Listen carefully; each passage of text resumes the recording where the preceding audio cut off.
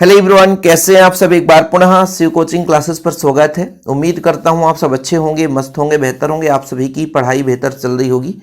बच्चों, आज हम बात करेंगे कार्बोक्सिलिक अम्ल की रासायनिक अपक्रिया, जिसमें हम पहला अपक्रिया है धातुओं के साथ क्रिया। धातु के साथ क्रिया जिसे सोडियम के साथ क्रिया करा दे। बच्चों, तो आप सबको पता है यदि एल्किल ग्रुप है बच्चों और एल्किल ग्रुप के साथ COOH समूह जुड़ा है तो ये कार्बोक्सिलिक एसिड है बच्चों। कार्बोक्सिलिक समूह जुड़ा हुआ है, इसी को बोलते हैं हम कार्बोक्सिलिक अम्ल। जब इसके साथ हम धातु की क्रिया कराएंगे बच्चों तो ये जैसे सोडियम के साथ सोडियम का लवण बनाएगा। आपका सेम रहेगा, बस H हट करके H के जगह बच्चों ये सोडियम जुड़ जाएगा तो सोडियम का लवण बना लेता बच्चों। क्या? सोडियम का लवण। ठीक है। अब जैसे हाइड्रोजन यहाँ पर निकला तो ये सिंगल H के रूप में तो रहेगा नहीं बच्चों, H2 करेंगे और दो हाइड्रोजन है लेकिन हमको एक दर्शाना, इसलिए 1/2 कर देंगे, मतलब 2 का भाग कर दिए। अब जैसे बच्चों यहाँ पर कोई भी आप यौगिक ले सकते हैं। जैसे मैं लेता हूँ एस्टिक अम्ल। एस्टिक अम्ल का सूत्र होता है CH3COOH बच्चों। ये आपका एस्टिक अम्ल है। इसकी क्रिया यदि सोडियम से करा दी जाए तो H हट जाएगा बच्चों, सोडियम का लवण बनाएगा COONA। ठीक है बच्चों, और ये आपका एक प्रकार से सोडियम एसीटेट हो जाएगा। ये सोडियम एसीटेट है, ध्यान रखना। और H बच्चों वही हाफ H2 के रूप में बाहर हो जाएगा। यानी धातु के साथ क्रिया करता है तो हाइड्रोजन निकलता है और धातु परमाणु जुड़ जाता है।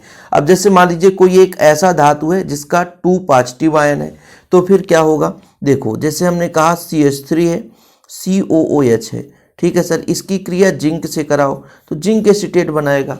जिंक एसीटेट जैसे आपने कहा CH3COO और इसके साथ जिंक जोड़ेंगे, लेकिन जिंक 2 पॉजिटिव है, ये 1 निगेटिव होता है तो 2 का मल्टीप्लाई कर दिए।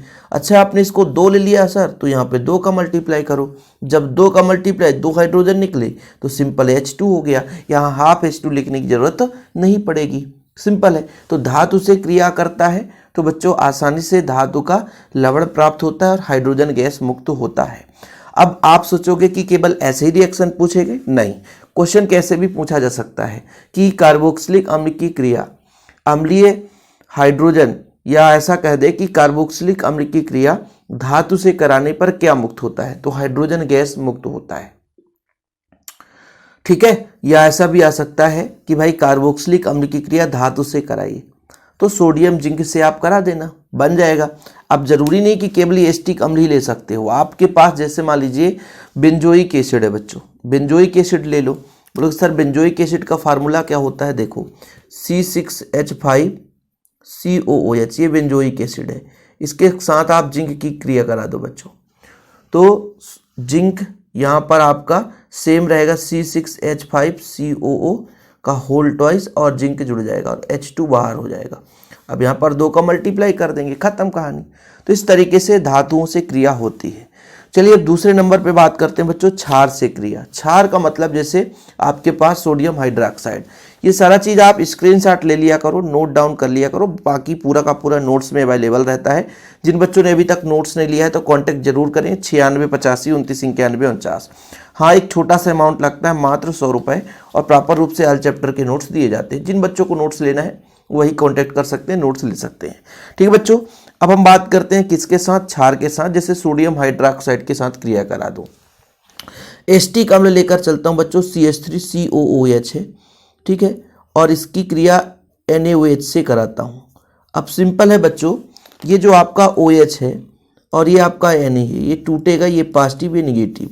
यहाँ से ये टूटता बच्चों, ये निगेटिव ये पॉजिटिव।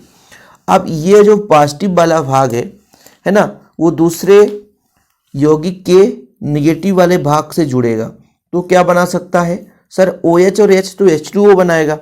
ठीक है, बचेगा यहाँ पे क्या, CH3COO और Na जुड़ जाएगा। ठीक है, साथ में आपका OH और H आपका H2O बन गया।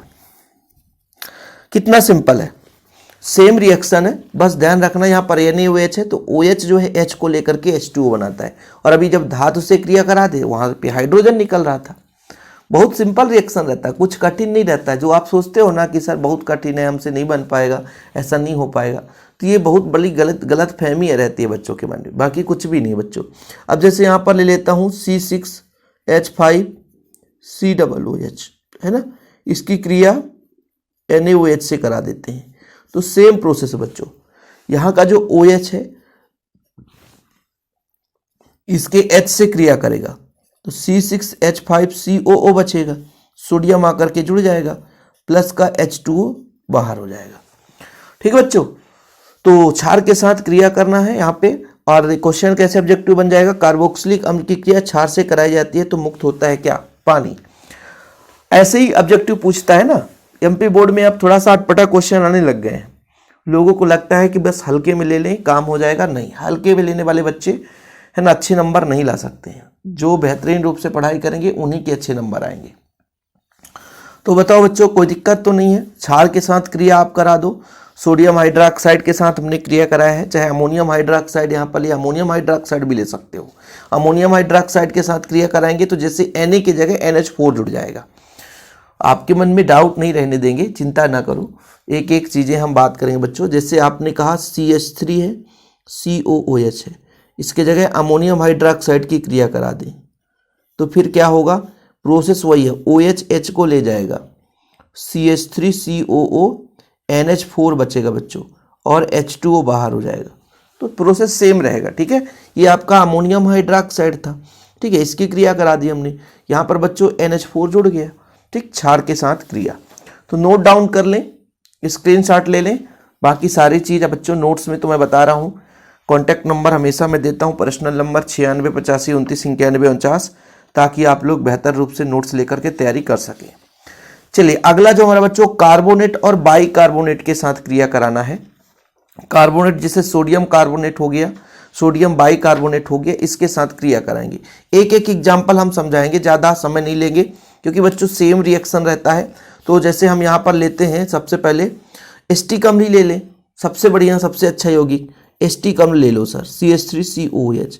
बाकी तो आप जैसे 2 कार्बन है तो एथेनोइक अम्ल, 3 कार्बन का तो प्रोपेनोइक अम्ल। ठीक है, ऐसा आप और भी ले सकते हो। इसकी क्रिया हम सबसे पहले कार्बोनेट सोडियम कार्बोनेट से करा देते हैं। सूत्र होता है Na2CO3। तो जैसा अभी बच्चों यहाँ से H निकला था तो यहाँ भी H ही निकलेगा, लगभग सिमिलर अभिक्रिया है। और यहाँ पर आपको क्या मिल रहा है, सोडियम, तो सोडियम जोड़ दो। ठीक है सर, एक सोडियम तो जुड़ गया। अब हमारे पास 2 सोडियम है तो क्या करेंगे, 2 का मल्टीप्लाई कर लेंगे तो यहाँ पे 2 सोडियम जुड़ जाएगा। 2 हाइड्रोजन निकला है भाई, अब 2 का मल्टीप्लाई किए तो 2 हाइड्रोजन निकला है। अच्छा, 2 हाइड्रोजन निकला है, इसका मतलब सर 2 हाइड्रोजन जो है H2O बनाएगा, यहाँ से ऑक्सीजन ले लेगा।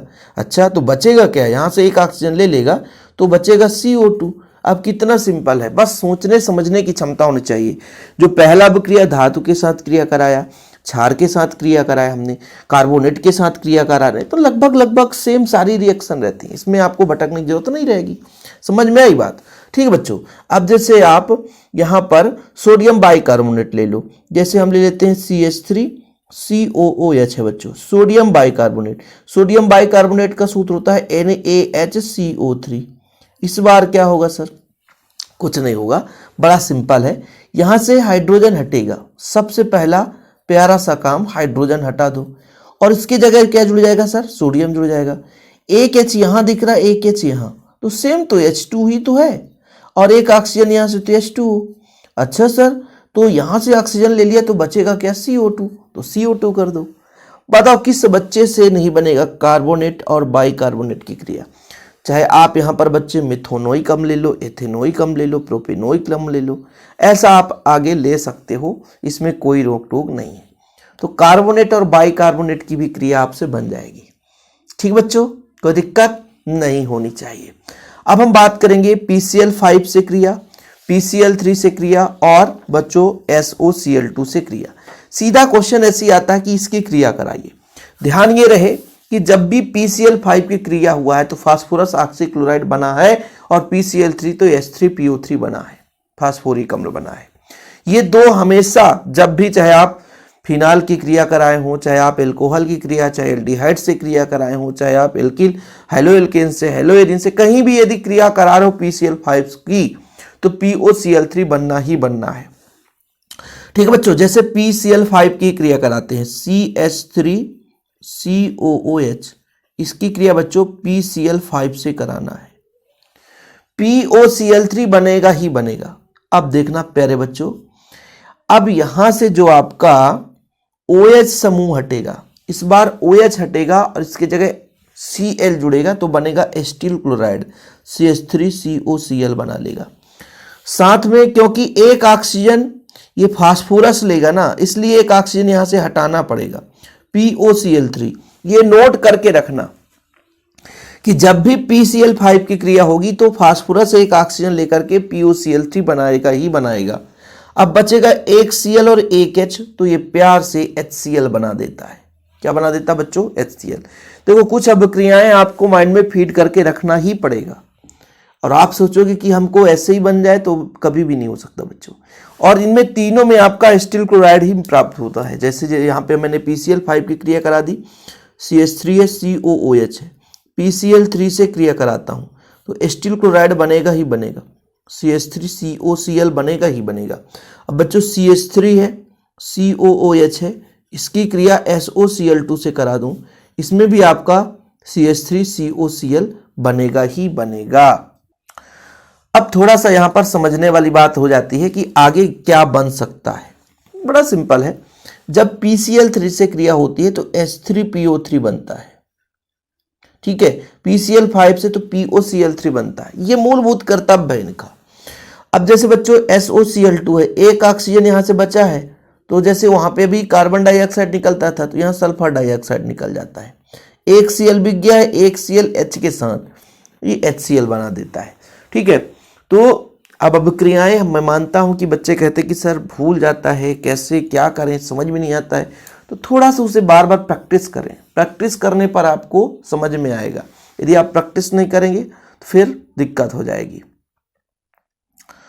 ठीक है। चीजें क्लियर है बच्चों? तो ये भी आपसे बन जाएगा PCl3 PCl5 SOCl2 से। बहुत सारे एग्जांपल्स हैं, है ना। आप C6H5 भी ले सकते हो, ठीक है बच्चों, है ना। जैसे आप यहाँ पर C2H5 भी ले सकते हो। तो ये तो आप कार्बोक्सिलिक अम्ल का कोई भी एग्जाम्पल ले सकते हो। एक एक एग्जाम्पल समझा रहे हैं क्योंकि टाइम लॉस नहीं करना है। सिमिलर अभिक्रिया है बच्चों, और अभिक्रिया कराते कराते पूरे चैप्टर खत्म होने जा रहे हैं। तो अभिक्रिया कराते आना चाहिए। जिन बच्चों को नहीं आ रहा है इसका मतलब वो पूरा बेसिक से पढ़ नहीं रहे हैं, पुराने लेक्चर देखे नहीं है, ठीक है। चलिए अगला हमारा बच्चों अमोनिया के साथ क्रिया। अमोनिया के साथ क्रिया होगा तो एसीटेट बनाएगा।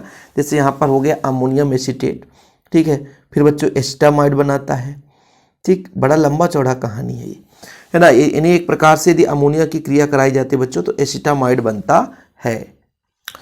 तो अमोनिया की क्रिया करा दो बच्चों आप, सिंपल है, आपको कुछ नहीं करना है। H हटा करके H की जगह जोड़ना है, लेकिन ये पूरा NH4 ही जुड़ जाता है। चलिए कोई बात नहीं है। जैसे हमारे पास बच्चों एस्टिक अम्ल CH3COOH है ना, और आपका बच्चों NH4 NH3 अमोनिया है। जैसे आप अमोनियम हाइड्रोक्साइड की क्रिया कराए थे तो NH4 मिला था, CH3COO, और बच्चों HNH3 के साथ जुड़ करके NH4 बनाता है। पहला स्टेप तो यही हुआ। लेकिन जब इसको गर्म करते हैं तो गर्म करने से यहाँ से जो हाइड्रोजन है एक ऑक्सीजन से जुदा, मतलब जुड़ करके, जुदा तो नहीं कर सकते भैया, यहाँ से ऑक्सीजन जुदा होता है लेकिन हाइड्रोजन ऑक्सीजन के साथ फिदा होकर के जुड़ जाता है और H2O बाहर हो जाता है। तो बचेगा क्या बच्चों? Acetamide, CH3CONH2। ये एसिड एमाइड है, ठीक है। इसका नाम एसिटामाइड या एसिड एमाइड आप कह सकते हो, एसिटामाइड या एसिड एमाइड। अब जैसे मान लीजिए बेंजामाइड बनाता है, जैसे यहाँ पर आप क्रिया करा दो C6H5COOH, बाकी वही आपका NH3। तो बच्चों ये पहले युग्मित होकर के C6H5CONH4 बनाएगा। बोलो सर 2 ऑक्सीजन, ये लो भैया 2 ऑक्सीजन। फिर आप गर्म करोगे तो H2O बाहर हो जाएगा, C6H5CONH2 बनाएगा। तो ये बेंजामाइड बना लिया बच्चों, ठीक है। क्या बना लेता है? बेंजामाइड बनाता है। तो अमोनिया के साथ क्रिया कराने पर ये हाल होती है। और आखिरी अब क्रिया है बच्चों एल्कोहल के साथ क्रिया कराना है, और ये एल्कोहल के साथ क्रिया करता है तो एस्टर बनाता है। क्या? एस्टर बनाता है। अब ये अभिक्रिया जो मैं कराने जा रहा हूँ ये आप लोग पढ़ चुके हैं, ठीक है। ये कहाँ पढ़े हैं? एल्कोहल की रासायनिक अभिक्रिया में। यदि आप नहीं पढ़े हैं तो फिर आपकी ये बहुत बड़ी गलती है, क्योंकि जो हम करा देते हैं बच्चों उसे आप लोग नहीं पढ़ते हैं, फिर ये आप लोग की कमी रहती है, ठीक है। जैसे हमने कहा एस्टिक अम्ल है बच्चों CH3COOH है, और यहाँ पे C6H5 OH कर लो, तो बस कुछ भी नहीं है, H जो है OH से प्यार करेगा और H2O के रूप में बाहर हो जाएगा। बनेगा क्या बच्चों, CH3 COO C2H5, ठीक है, और आपका HOH H2O के रूप में बाहर हो गया। ये आपका है एथिल एसीटेट, तो एथिल एसीटेट बना है बच्चों। ये आपका एथिल था और एसीटेट, तो एथिल एसीटेट बनाता है। मतलब जब हम कार्बोक्सिलिक अम्ल की क्रिया एल्कोहल से कराते हैं बच्चों, तो एस्टर का निर्माण होता है, ठीक है। इस अभिक्रिया को एस्टरीकरण भी कहते हैं, एस्टरीकरण। इस अभिक्रिया को एस्टरीकरण अभिक्रिया भी कहते हैं। बताओ किस बच्चे को कोई प्रॉब्लम है यहाँ तक में, और इतना यदि आपसे बन रहा है तो कोई बात नहीं है, जो आज का टास्क था हमने कंप्लीट कर लिया। जैसे बच्चों ये आपका एस्टिक अम्ल है, इससे आपका एस्टर बन गया। ये बेंजोइक अम्ल है बच्चों, जिससे एथिल बेंजोइक, दोनों एस्टर ही हैं। एस्टर का फॉर्मेट क्या है, एस्टर का फॉर्मेट का मतलब ये है कि जैसे RCOOH है, H हट करके COOR जुड़ जाए, कोई एल्किल ग्रुप जुड़ जाए तो COOR, ये आपका एस्टर कहलाता है। क्या कहलाता है बच्चों, एस्टर कहलाता है, ठीक है। तो ये हमारा आज का कहानी खत्म होता है। मतलब इस वीडियो का जो हमारा पर्पस था बच्चों, 5-6 रासायनिक अभिक्रियाएं वो हमने करा दी है, और एस्टिक अम्ल की एक और रासायनिक अभिक्रिया आएगी जिसमें हम पढ़ेंगे बच्चों स्मिट अभिक्रिया, अपचयन, निर्जलीकरण, हुंसडीकर और एल्केन्स का बनना। इतना हम अभिक्रिया अगले लेक्चर में कराएंगे। हाँ, चैनल पे पहली बार आए हैं, चैनल को सब्सक्राइब जरूर कर लेना। जिन बच्चों ने अभी तक नोट्स नहीं लिए, नोट्स जरूर ले लें प्रॉपर रूप से तैयारी के लिए। फिलहाल अभी के लिए इतना ही बच्चों। जय हिंद, वंदे मातरम।